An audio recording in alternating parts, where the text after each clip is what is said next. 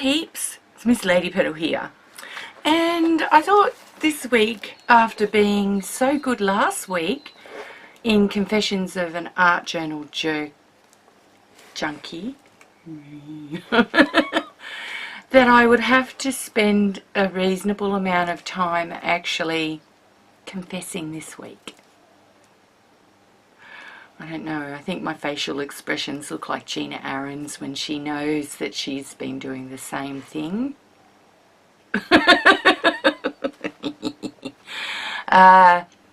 So I kind of almost lied, told a fib last week because I had bought stuff but I hadn't received it. But in fairness to last week, I had bought stuff like ages ago because I ordered some stuff from Blitsy. So Blitsy, Arches paper. So this is the hot pressed. So the hot pressed Arches paper I'll be doing for alcohol markers and pencil work, because I just think that if I'm going to be doing stuff that's good enough to frame, and I think, you know, particularly things like my peacocks, let me just pull that out for those of you that maybe are new, my peacocks, right, that people just love, that's done on cartridge paper, and I really think that something in the future that, you know, people, you know, when I do commissions and things like that, I will need something like that. Oh, what else? I got a whole bunch of Arches cold press papers in all different types of sizes, and the blocks, because actually over here in a lot of my art stores I can get the paper pads but I can't get the blocks, and because I am a watercolorist, I love the blocks where it's gummed all the way around and I don't have to tape it down and I don't have to lie it flat. I can just work on it and then just dislodge it when it's finished, which is something that's, I find, a benefit for me. So that came in, and that was a big order. I ordered a lot of paper. The prices were really good, and it was at the time before the Australian dollar really crashed, so I got a really good exchange rate on it. Yesterday I went shopping for photocopy paper. Never just go shopping for photocopy paper, peoples.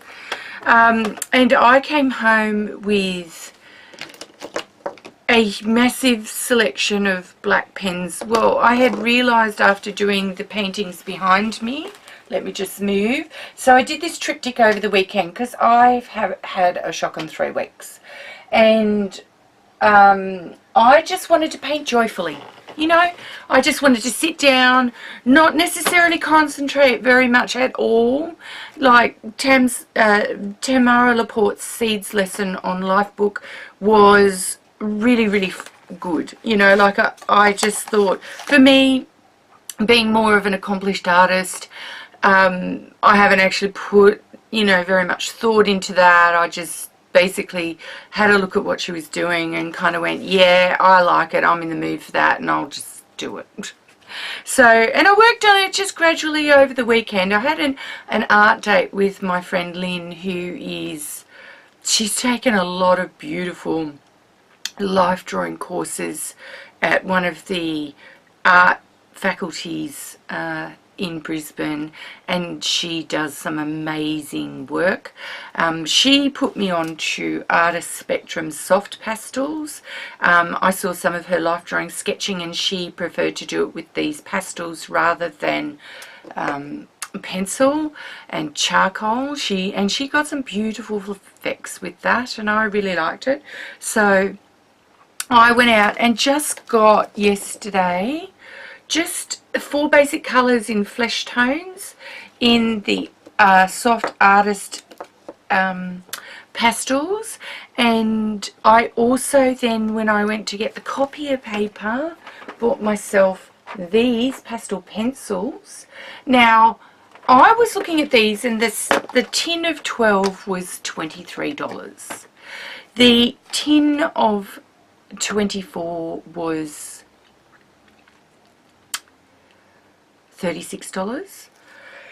The tin of 36 was $52, and the tin of 72 was $63.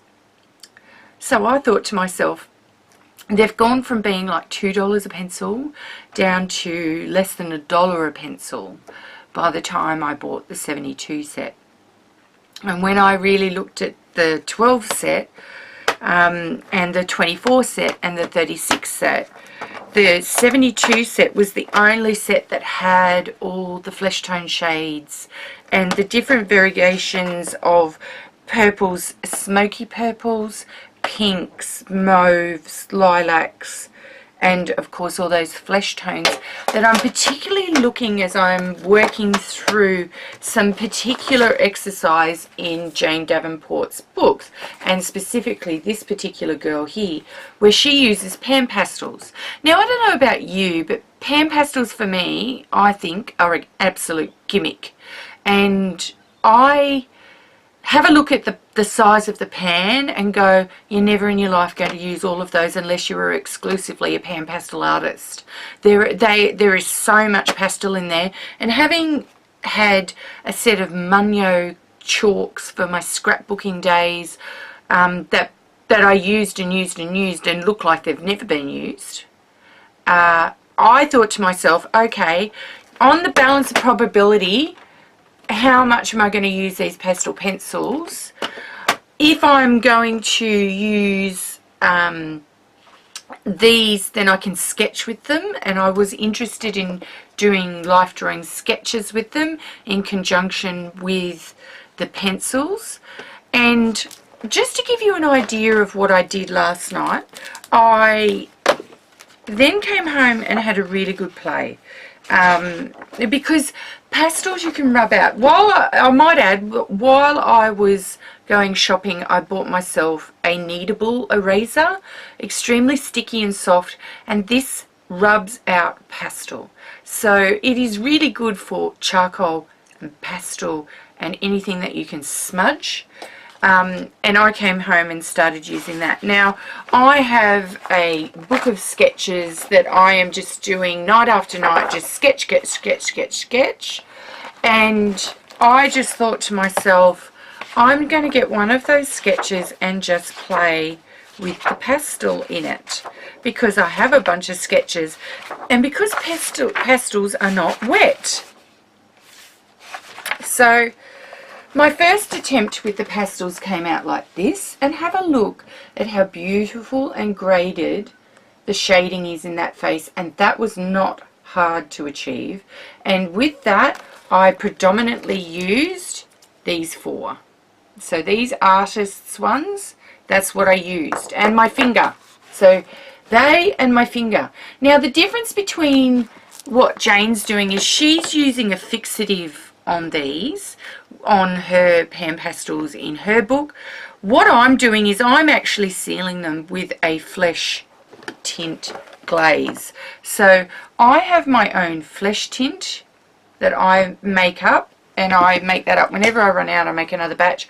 This is the same tint but in a glaze with glazing fluid medium, and I leave it in a jar, and it's just there whenever I need it, so I don't have to make up the glaze. Because what I found was happening for me when I made up glazes was I would waste stuff, and I would put them on scratch paper and stuff like that. But if you're doing flesh tones, invariably if you put flesh tones on scratch paper and it's not on a face, then you're going to paint over them with something else, because you don't necessarily want flesh tones as a background. And so I thought to myself, no, I'm going to make a glaze. I'm going to use proper glazing fluid. So I use a good quality glazing fluid in there, do it in an airtight container, lasts for, well, 12 months. I've only just made another batch up, and the last batch was more than 12 months old. So even though I do a lot of faces, I don't use a lot of it in the faces. And there's the thing, you don't use heaps and heaps of it. So this particular girl, who's not finished by the way, this is just, she's got a couple of layers of glaze, a few glazed white patches, but the predominance of all that shading is the pastels, and just rubbed in by hand. Now I thought to myself, one of the reasons why you would then go and use pastels is because it looks airbrushed. it looks dreamy and airbrushed and beautiful and soft, and we don't always want harsh lines in our faces, and sometimes we do. Like I've worked on a girl where there's paint, so paint here, and I've done her with more cat type eyes because I was just playing with that and using movement, but I did that with real splotchy paint, and it's more rough, and I finished it off actually with oil pastels. And I thought that was quite interesting, and that is not nearly as smooth, but I was not in the mood at that point I really just wanted to play and experiment with colour and shading, and I certainly did that. And I think when you're doing journals like this, so if you want to, say, work through Jane's book, I bought myself a journal of cartridge paper. Cartridge paper is the best for colour pencils, and Jane recommends sketching with colour pencils, and I can tell you all of the purples in my Prismas and Spectrum Noirs are getting sharpened down pretty darn quick. It's alarming actually, because I can't replace the Spectrum Noirs. I have to replace them with their expensive equivalent, which is polychromos, which is alright. So I find the equivalent shade in a polychromos and throw that in there, and that's the same sort of family. With the Prismas, I can just buy them singly, so if I want to replace them I can, which is awesome.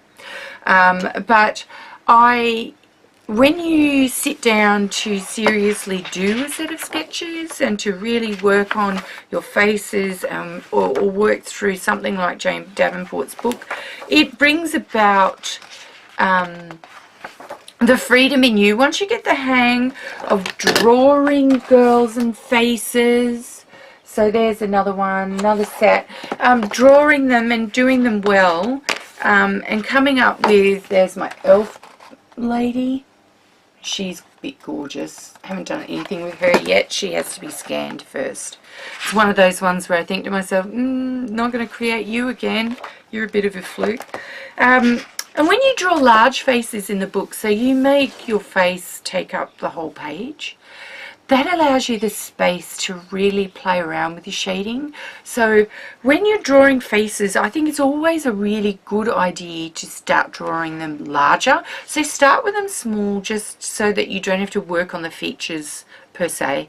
But when you get the hang of the cross and the style and the rough places where all the features go, to make them reasonably symmetrical, then start drawing them bigger, because when you draw them bigger, you can really play with the shading and the planes of the face, with the highlights that are here and here and here and here. So you can play with all of those, and then the deeper points that make your cheeks look deeper and the ball of the nose stand out. And as the light's hitting me here, you can see those shadows on my face.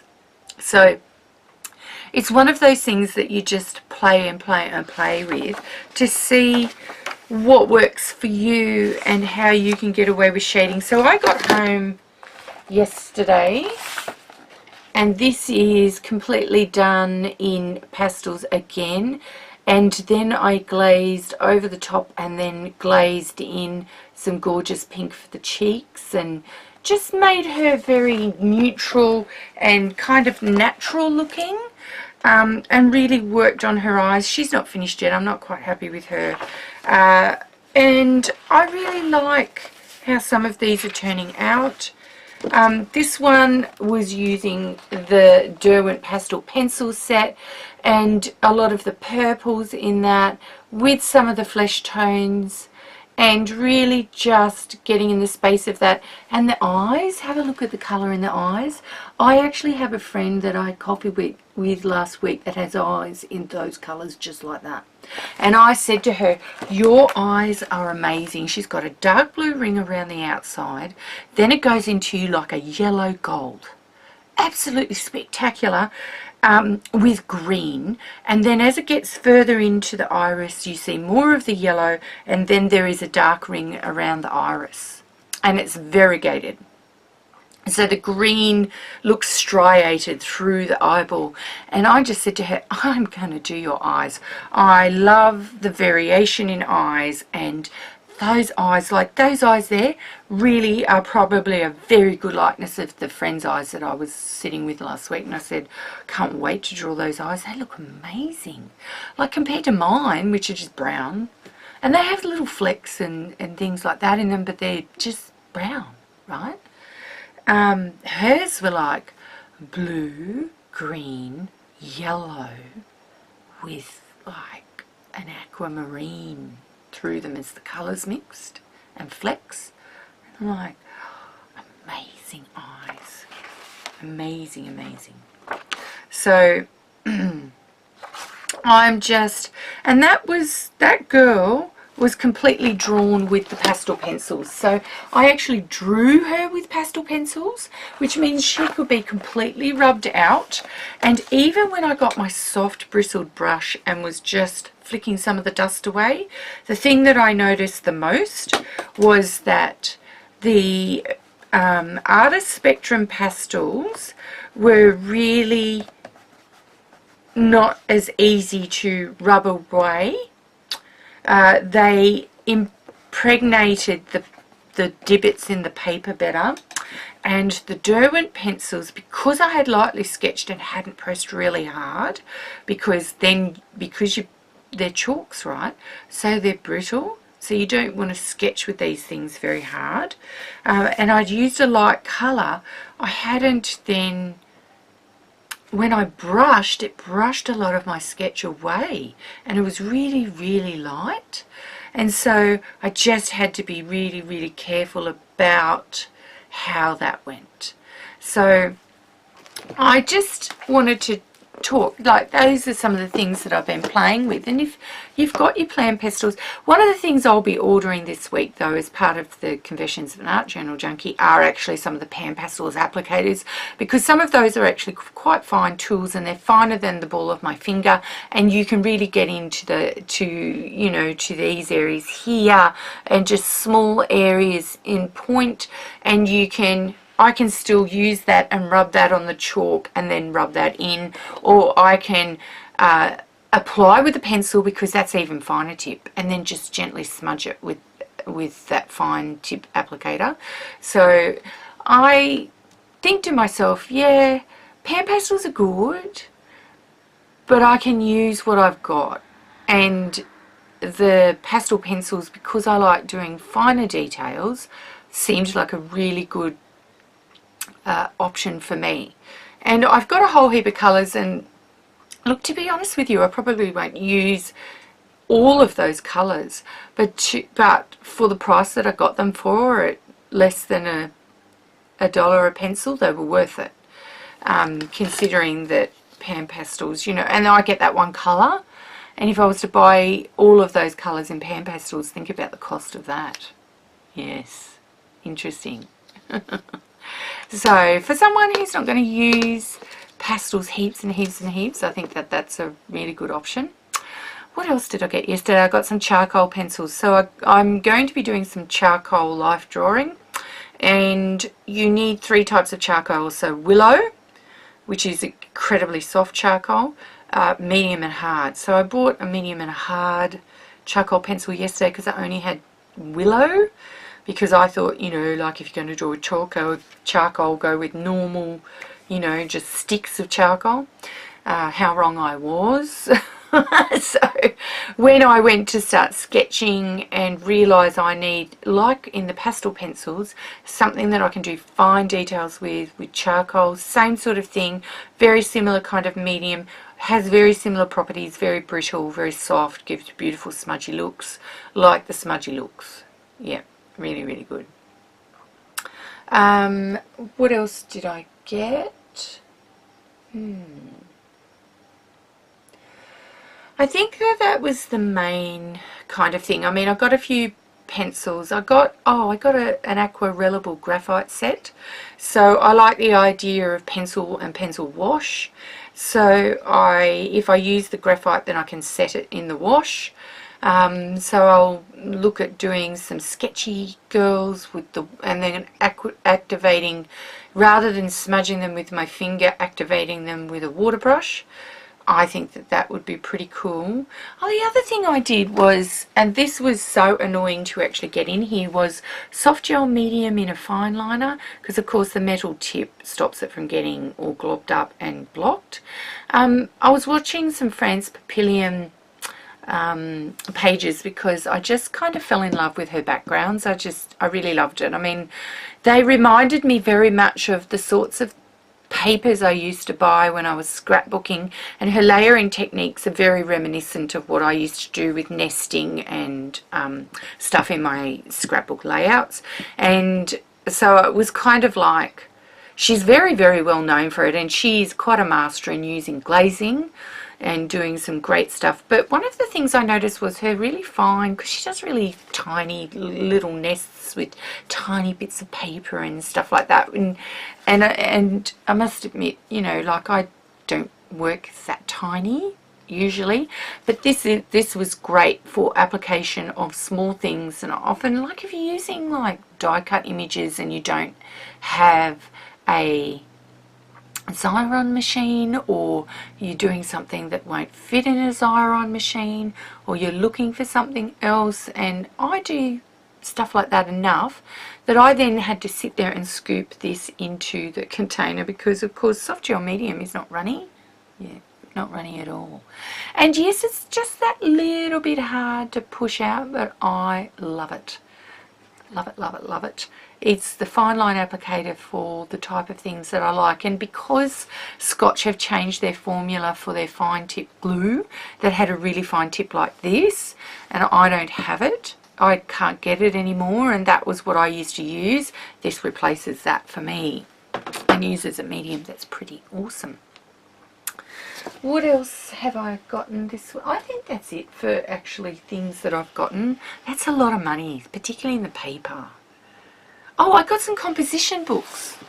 So found some actual sewn composition books, and this is exactly what Gina Aarons uses, and she's got 6 stacks of them, and in the States they're like 70 cents. Over here it was $2.79. So, which in American dollars would probably be about $2.10, I think. So yes, we pay more, but they're sewn and they've got a lot of pages. This has got 200 pages or 100 sheets in it. So it's a pretty big composition book, and it's bound, and I'm loving that. So I'm going to start using that at some point. I know Gina's doing face sketches. In one, she finds that the lines actually help her, almost like grid paper. And when you're just doing sketching, that fine kind of paper is really, really good. If you're, particularly if you're sketching in pen, if you're sketching in colour pencil, then you really want a cartridge paper, which is why I bought a cartridge paper journal, because you need to have something with a little bit of tooth in it that will grab the pigment of the pencil and stay. And the shinier and smoother the paper, the less that's going to happen for you. So when you're just sketching and using dry medium, cartridge paper is really good. Although if you can get a higher GSM cartridge paper, I think this particular cartridge paper is 120 GSM. So I thought that's pretty good, and I find that it's not too wonky at all. Like, these two girls have like markers, glazes, pastels, pencils, and some pens. And this is not bleed proof, so you see on the back that's what happened with the markers. That's the markers. But on the pastels, that's the other side of that, so you can't really see through what's happened, except that I was testing out the markers. And I just think gradually I'm going through and creating a book that becomes a little bit like a reference book, and the only way that you get better is practice. That's my mantra. And drawing, you know, this year I think is a real drawing year for me, and I'm also deciding that I'm going to learn. I think when you stop learning, you stagnate. And as a teacher, I like to always be learning and then pass on what I learn to my students that love to go on that learning journey with me. So on the 22nd of February, I'm going to an abstract painting class with my friend Lynn for a really upcoming artist in Brisbane called Nicole. And she is 24 and she sells some amazing abstract art. She's doing a 2-hour workshop where we walk out of it with a canvas, $45, all that's everything included. The canvas obviously wouldn't be huge, I think, but to be able to do that in 2 hours, loving that. Absolutely loving that. And you know, I've done some abstract art and I've already been able to, you know, can draw and stuff like that. So it'll be something where I can just explore the way that she approaches abstract art.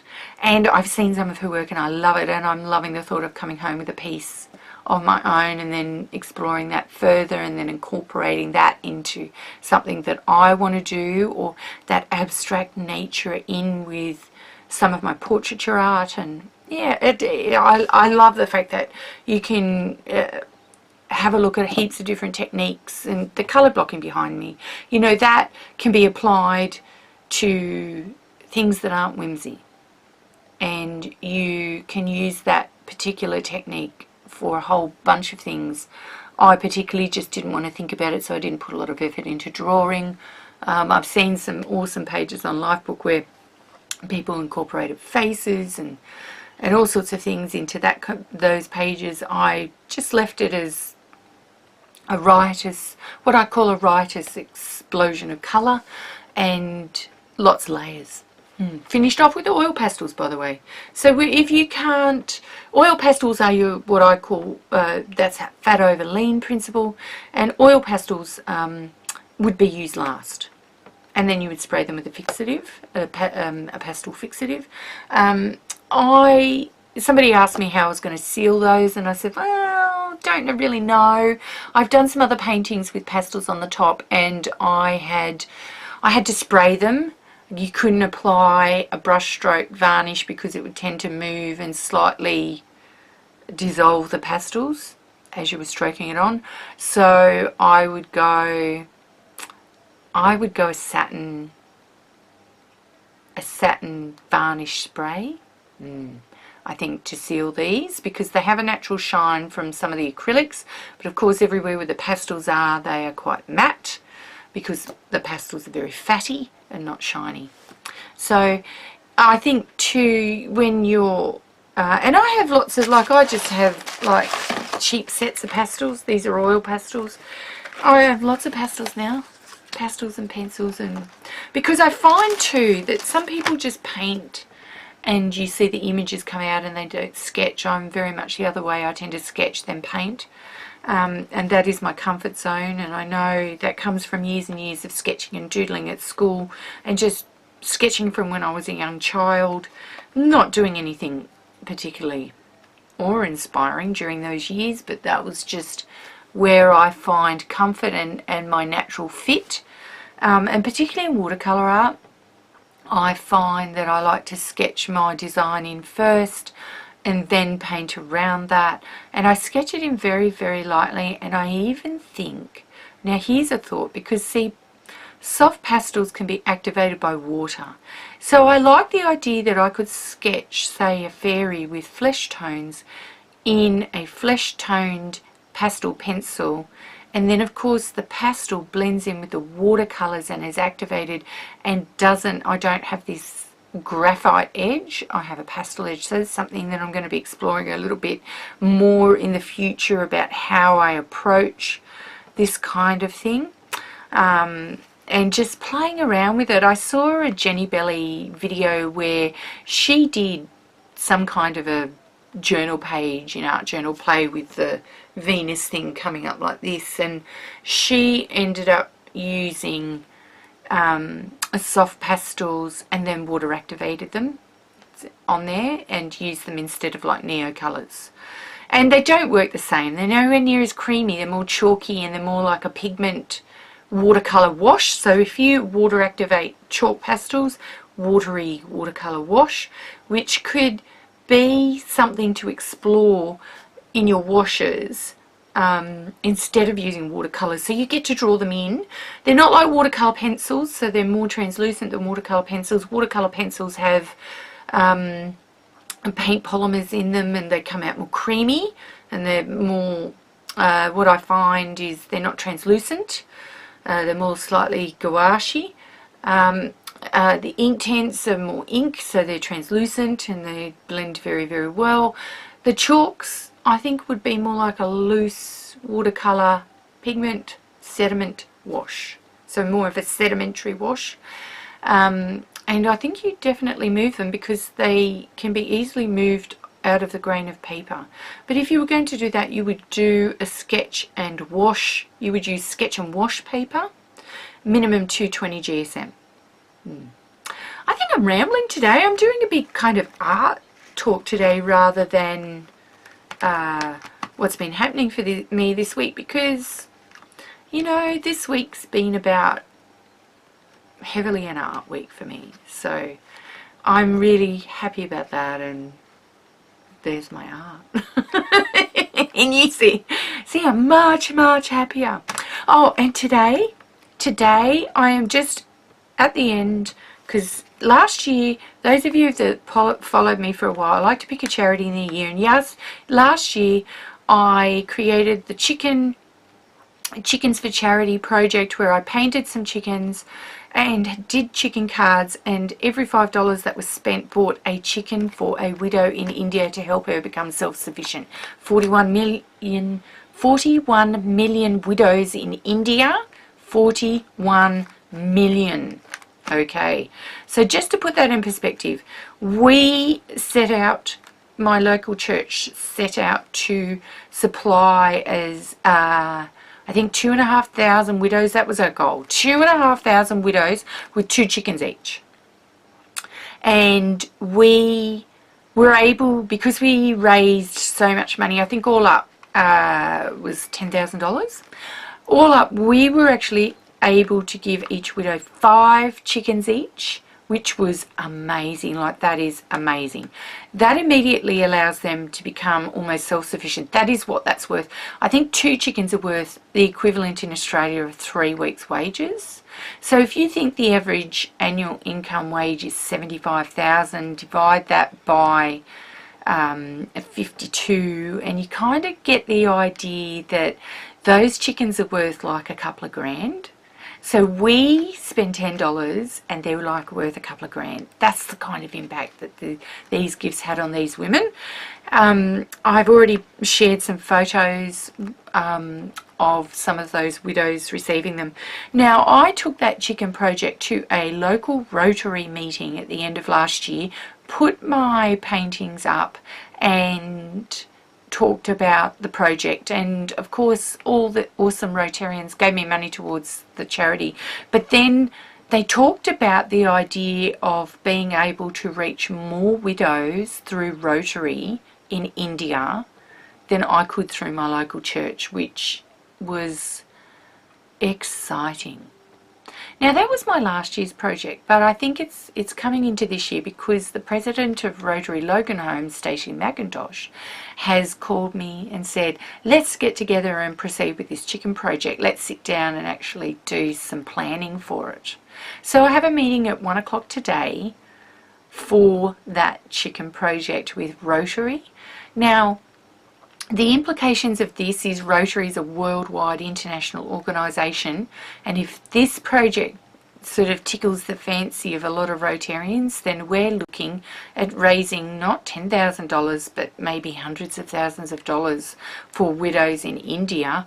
And that little 4 paintings of 4 watercolour chickens that I did for as you know, to go on some cute little chicken cards, they could then spark through 4 little paintings an amazing life opportunity and independence opportunity for a class of women that are ostracised and deemed the lowest caste in, almost the lowest caste in India. And that for me, wow, that's how you use your art for good, isn't it? You do something and then it inspires other people to be great. And that's what these chickens have done so far. They have inspired all of you who bought chicken cards and bought some of that art to do amazing things. But they've inspired people to be great and to think about greater ways to use that. So I'm all for doing great things with art. That's what the thought that I'm going to leave you with, that don't think that one person can't make a difference and that you can't, with your art, inspire others to do great things. And you use your gift for what you're good at, and then they use their gifts for what they're good at. And they might be better at raising money than you are. And that's the way it works. We all use our giftings to do things for people that can't do things for themselves. That's my thought. Anyway, learn something new today. Do something great today because it keeps you young. Ciao for now. See you next week.